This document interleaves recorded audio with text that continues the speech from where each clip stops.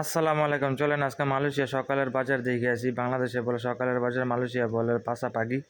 যাই bus stand এসে বললাম, বাস স্ট্যান্ডে কেউই নেই, বিলাই স্যার আর কেউই নেই। আকাশের ভিউ দেখতে দেখতে উঠে গেলাম বাসে। বাসের থেকে তারপরে বাসও দেখি খালি, কেউই নেই। সকালে কি কেউ থাকে?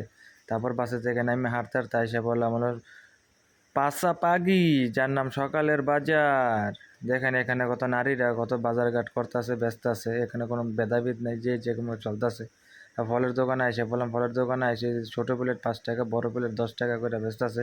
খুব সস্তা ফল। তারপর যাই বললাম মাংসের দোকানে, মাংস দেখি খুব সস্তা, 4 কেজি 100 টাকা ব্যস্ত আছে। 4 কেজি 100 রিঙ্গিত। বাংলাদেশে কত টাকা করে জানাবেন। তারপরে এসে বললাম ইলিশ মাছ দেখতে।